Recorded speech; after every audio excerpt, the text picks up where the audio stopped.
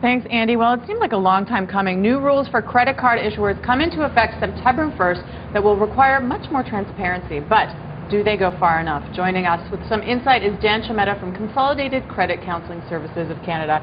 I'm really glad you're here. Thanks for having me in. So you see a lot of people with debt problems, credit issues.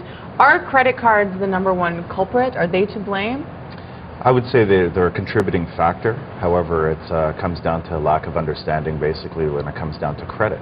So understanding all the things that contribute to a credit score and some of the things that we can do. Yes, credit has a large part to do with that as far as credit cards goes, but there's a lot of other things that we can do to improve that score. Right. Well, we'll get to that later because I really do want to know. So the September 1st thing with the credit card issuers, what is happening? They'll be required to do what? Basically what they've done is they've mandated legislation for the creditors to enable them to educate the consumer a little bit better, I would say. So a little bit more transparency on behalf of the lending institutions. So one of the things that are coming into place, which I think is fantastic, is that people will understand what the impact of paying a minimum monthly payment is.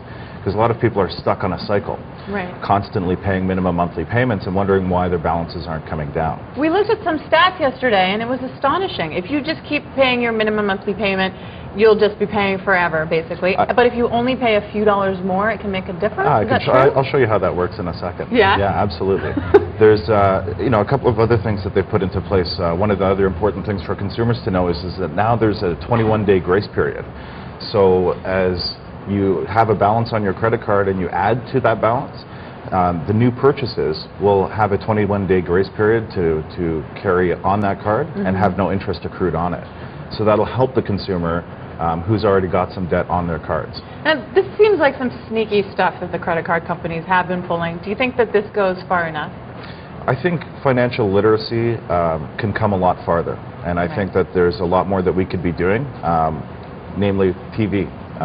Getting the word out there, I think, is one of the most important things. But really educating consumers is important. And I think this is a good start, but yeah, we could go further. All right, so I want to touch on some points about financial literacy and about maintaining good credit. It needs to start young, doesn't it? Well, a lot of people acquire credit cards at a young age, and unfortunately they make mistakes. But I think the important message for the consumer is that these things are repairable. There's a lot of things that we can do to fix the problem. And I think one of them is to, of course, run your credit report and have a good understanding of some of the things that you might have done and try and repair those issues, like forgetting to make a payment to a creditor, forgetting to pay off a debt, as an example. So going back into our credit report, finding those things, paying them off, that will help to increase our credit score. If you miss one monthly payment, does that go into your credit score? It'll affect the credit, and it also depends on the creditor that you're dealing with. Some creditors will report that as a 30-day late payment. Other creditors won't. So it depends on the credit card that you're dealing with, or the credit issuer. Now, I've seen lots of ads for credit counseling services, but what is it exactly? Well, credit counseling, what we do, our mission at Consolidated, is to assist families and individuals with credit crisis or financial issues through education and professional counseling. And we do that through various means. I mean, we put out about 26 different booklets that are available on varying topics, and I mean, not necessarily just credit cards, but things like purchasing a car or shopping smart, budgeting, which is a huge one, which a lot of people have failed to understand how to do it, and it's really not that difficult. It's really not that difficult. I promise. Okay, so what do you want people to do? People who are struggling with debt, what should the steps be? First of all, I think they need to take stock of their situation. They need to really sit down and put pen to paper and have a good understanding of what their debt situation might be.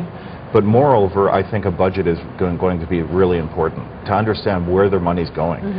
We all know that we have the money coming in, but where's it going? That's the question. And a lot of times we're looking at the latte factor.